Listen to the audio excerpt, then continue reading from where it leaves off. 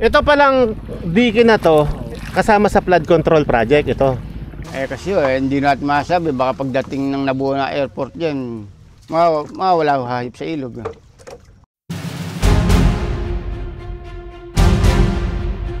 Yun ang gagawing airport ngayon. Yung lugar namin, siyam na baryo, nabili ng San Miguel. Dinimolis kami doon. Sa isang araw yung inaani ng mag-aasin, minsan, sandaang kaban, isang pwesto yun.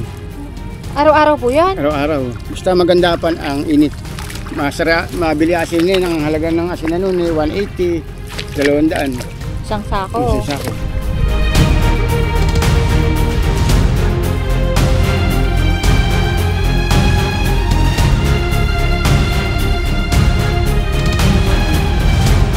Thank you, Lord. Ganda ng huli na, kuya. Thank you, Lord.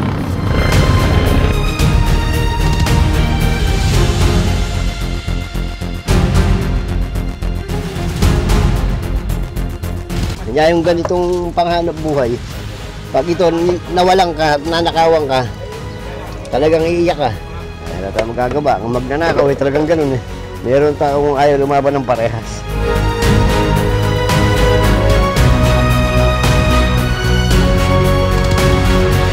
₱50 may hipon ka na.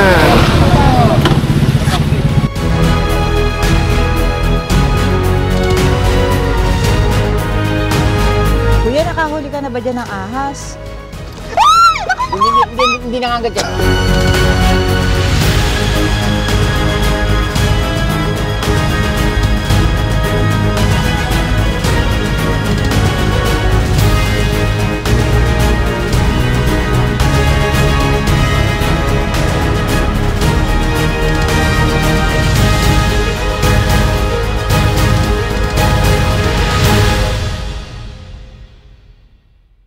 Aga dumating nila kuya ngayon, 5 AM. So guys, nandito tayo ngayon sa Barangay Bangbang, dito sa Bulacan. Tignan natin yung mga kabuhayan ngayon dito sa paligid ng tubig dito sa Bulacan. Kuya, ikaw pinakaunang-una, anong oras ka po dyan nag-start? Alas 3. Inom mo ka ate, hapon ng umaga, mga alas 9. Inumang na doon para manghuli. Pabalikan ng madaling araw. Yun po ba ang best time na ilagay yan? Ganun oras mo talaga sa umaga, tapos pandaw naman ng madaling araw.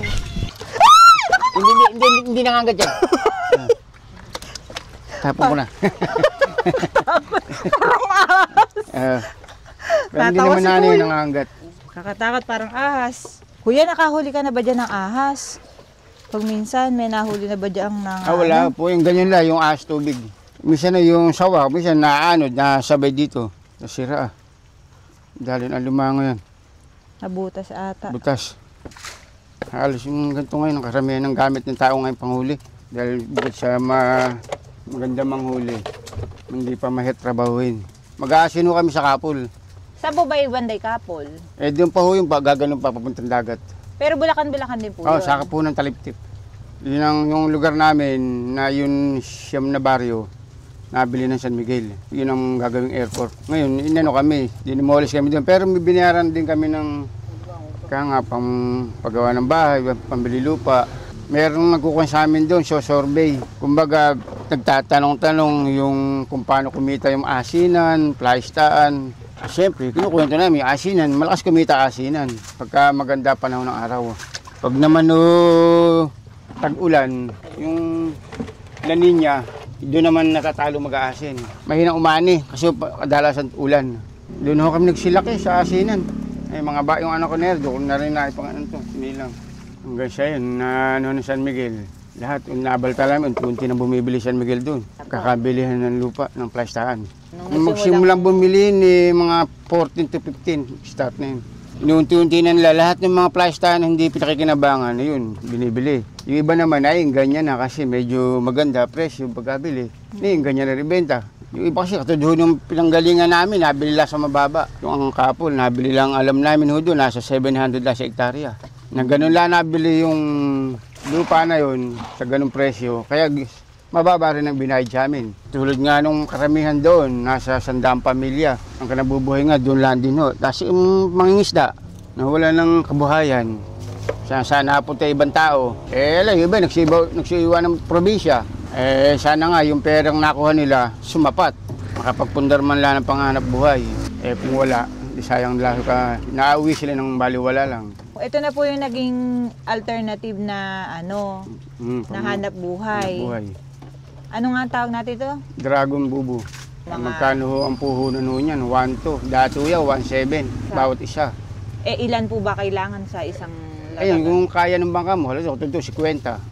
Pag ho kasi 10-20 lang, wala rin ho eh. Hindi rin sumasapat.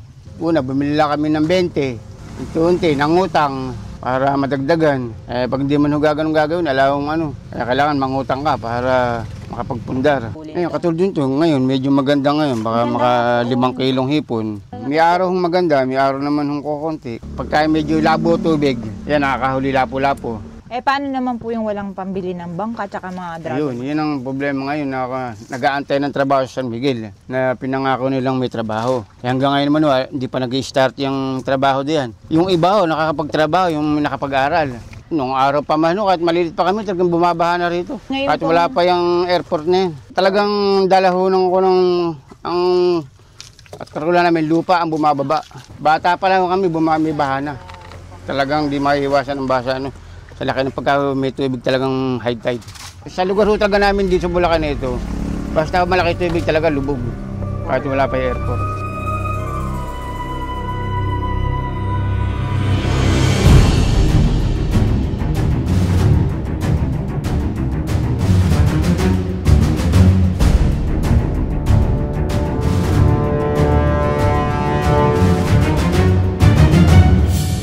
Palagay mo ba maipamamana mo pa yan kuya sa panganay mong anak? Matututo kaya? Kung aabutan pa po nila ilog. Kasi hindi natin masabi, baka pagdating ng nabuo na airport dyan, baka pag diniko yung gawin na yon, isarado ang bungad ng dagat. Mawala ho hayop sa ilog. Wala ka bang day off kuya sa ano ba tawag dito? Paglalatag ba? Ano ba tawag dito? Yung panghuhuli, ano tawag natin dyan? Latag, pag nagumang, naglalatag ng Oo. Meron ka ba kuyang day off sa pag-uumang? Wala, hindi ako po dyan. Wala yan. Kahit linggo? Araw-araw. Hindi pwede Kasi pala. sayang ang panahon pagka papahinga mo to. Minsan, pag natamak dito, nadaga, kakasira. Kaya kailangan lagi sa tubig. Binabantayan natin to. Babantay kami sa gabi. Binabantayan din po. Nakawin ho kasi yung ganyan eh. Pagka walang nagbantay, may kasalit na magnanakaw. Mawalang ka atin na isa niyan, magkano, sa 1 to, 500 niyan, napakatulin. Pagkakabili ko niyan, 1 linggo pala namin ginagamit, nawalang kagad kami ng 8. Daming huli. Ang gaganda ng hipon. Bigay ng biyaya. Biyaya ng ng Diyos ngayon, Diyos. ang gaganda. Kuya, gaganda. Thank you, Lord. Ganda ng huli na kuya. Thank you, Lord.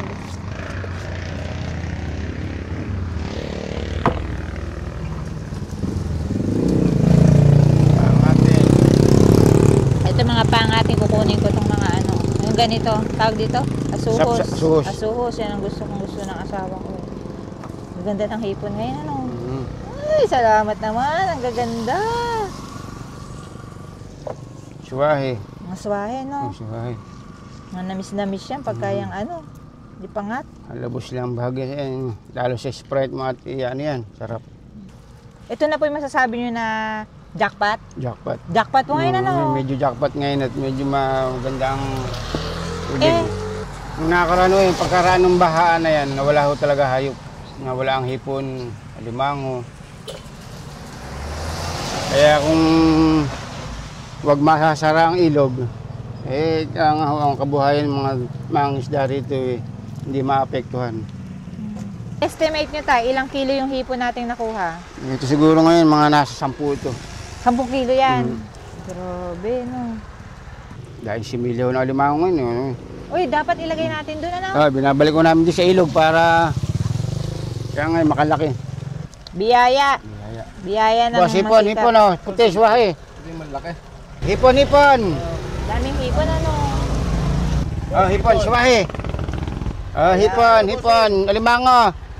Ako, bagong huli, buhay na buhay.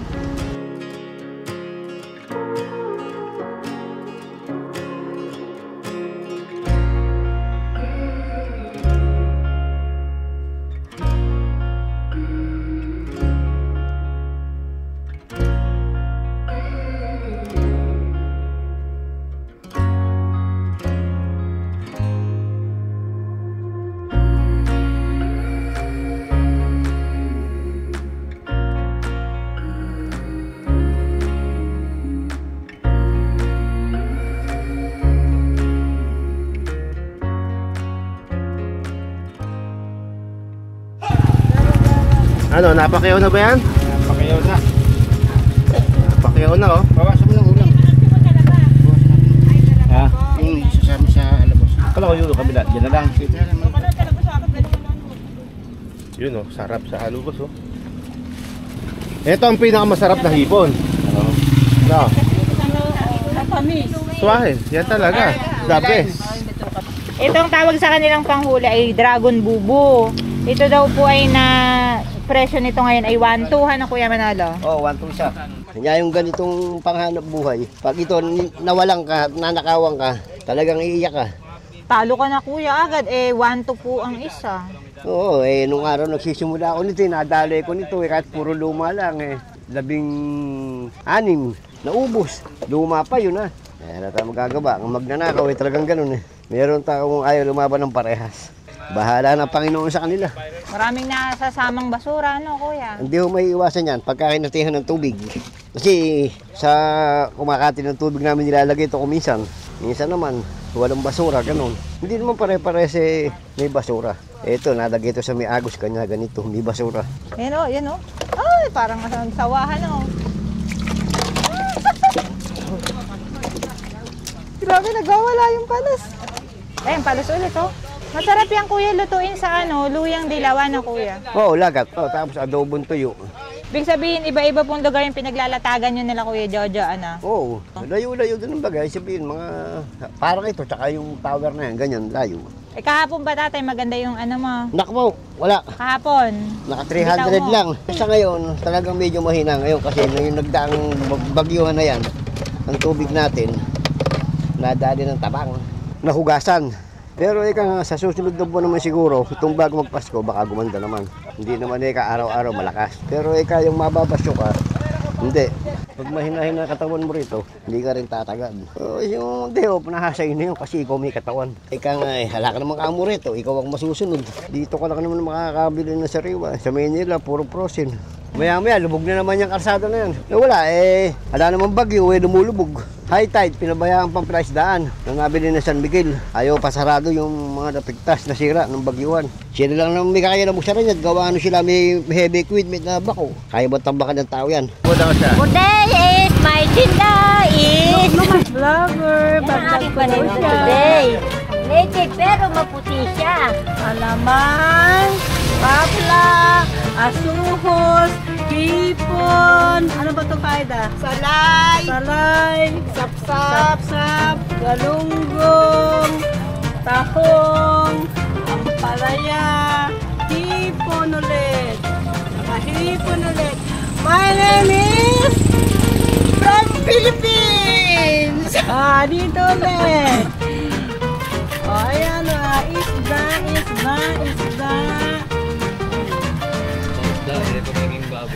Anong pangalan mo, mister? Jingol Pogi. Jingol Pogi. Pangalan. Hindi, bili na kayo. 50 lang sa tubo. Ayun, alimango. Limango, magkano limango? Nakanganga. Hindi, luno yan, luno. Kahit Taba na, yan. ito. Ayun pa mga meron dyan, ito mga ano.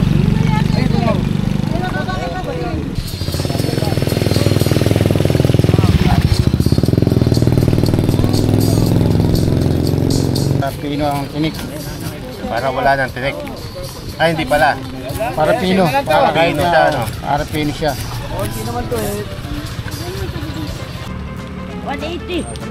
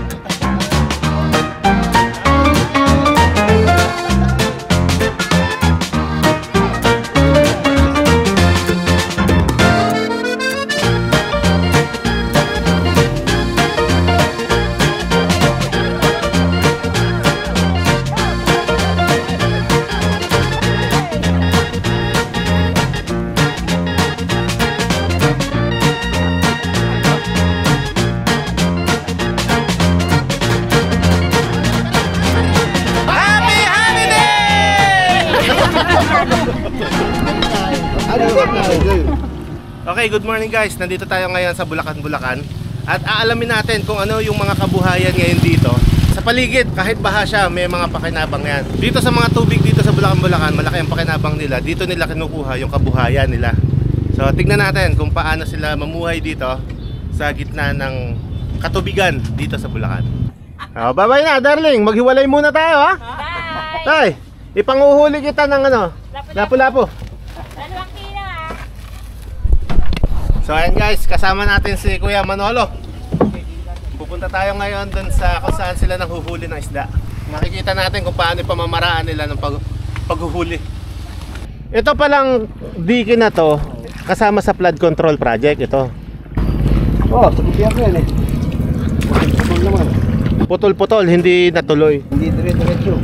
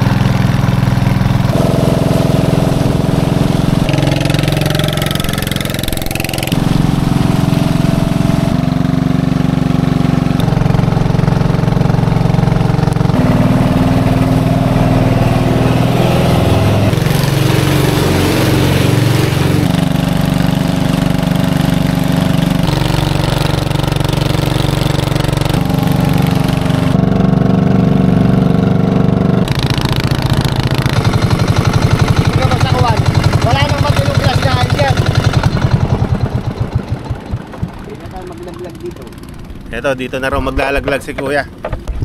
Tignan natin kung paano nila kinukuha yung kabuhayan nila dito araw-araw. Walang day off yan, Kuya, no? Wala.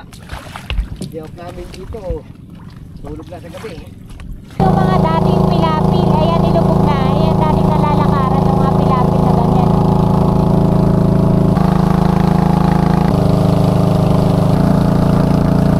Dati po itong natitirahan yan. Yung mga yan, bahay, dati. Saan yan? Dati po yun yung parking. Parking area nila. Hindi ko namin alam kung paano dyan ang sabi. Pero yan, lahat namin na Pero kasi ito, ilog, hindi naman ito pwedeng tambakan. hindi. Ano yung sinasabi mo kuya na pagka nasaraduhan eh, hindi na Doon, palabas doon. sa dagat? Kikipot pa kasi ito eh. Hindi pa naman ganyan kayawang yan yata. Oo. Pero doon nung kasi doon, may bukana doon yun. Ito ngayon, katabi natin na to ay airport na yan. Ito, Airport na yan. kaliwa natin na yan. Oh. Yung tulos na yan, yan na yung palatandaan mo ng hulog. So itong mga bahay pala na to kuya, dati itong mga natitiraan to. Ito asinan to. Ah, ito. Asinan. Yung ito mismo. Mismo yan ang kamalig niya. Kamalig ng asinan. Ito apartment. Apartment. Napakalawak pala ng asinan ng araw. Oh, yung sa amin ho doon sa may kabila pa yung hinintuan nila. So naglagay ng isang tulo si Kuya, pinaka palatandaan ng dulo. Pinakadulo ng kanyang umang. Dragon bubu kung tawagin nila rito. Sinubukan na raw nilang gumawa niyan pero hindi naging effective eh. Ginaya nila eh. Hindi. Iba kasi ang kuha ng China itong gagaling yung mga lintik niya eh. Ito daw ang sa pagkaalam nila ay sa China nagmumula. Umiilaw daw to sa gabi. Parang nagre-reflect. Yung huli niya, lahat ng gumagapang. Lahat ng gumagapang. Doon sa lupa. Ito kuya, ilang metro lalim nito? Medyo wala ito siguro mga 4. 4 na metro. Ilan ang ilalatag mo ngayon kuya? Lahat yan, 20. 20. Sa 20 na yun, mga ilang oras o minuto gagawin yan? Kaya ang pando niyan, malas 4 pa ng madaling araw. Hindi, yung paglalagay mo niyan. Ito. Ito matagal ko sa oras. Pinakamatagal na isang oras ng 20 peraso. Matagal na yun. Kung malalim na kasi tubig eh. Kung mababaw ito sa araw ka, pwede. Palusong ginawa ko dyan. Palusong. Mas mabilis. Mabilis ang palusong. Igagapang mo lang yung bangka papunta doon, ano? laki na pala ng reclaim ng airport, oh. Nasa gilid na tayo ng airport ngayon, guys. Ito, yung kabuuan na yan, airport na yan, eh. Sa isang araw yung inaani ng mag-aasin, minsan 100 kaban, 80 kaban. Isang pwesto yun. Araw-araw po yan? Araw-araw. Basta maganda pa ang init. Mabili asin din, ang halaga ng asin na noon 180, 200. Isang sako. Isang sako. Pero wala na po natin ang nag-aasin. Wala na itong parteng Bulacan nito, wala na.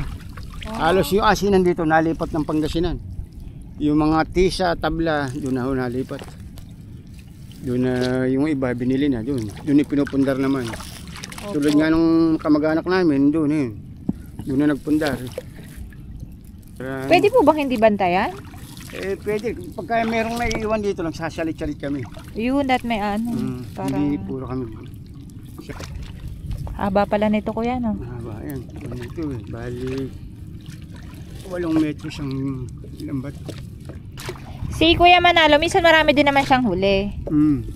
Kaya lang talagang mas marami pag marami kang dragon bubu, syempre. Tama ba ilaglag ko kuya? Hindi ba napapalipit? Palubog na si kuya, tumataas na kasi yung tubig. High tide na. High tide.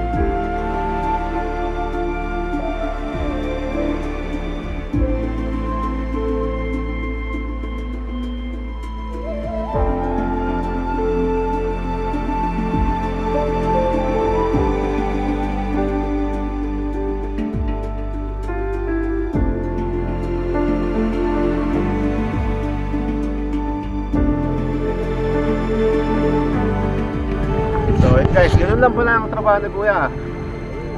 Bali, aalis yan ng bahay ng mga alas 4 ng daling araw. Alas 4 Kuya? Alas 4, papandawin. Tapos magtitinda doon ng mga 5:30. Lilinisin yung lambat, babalik dito para ilatag. Ang uwi mo na sa bahay Kuya, mga alas 10. Alas 10 yun. Bali yung pasok niya sa trabaho 4 to 10.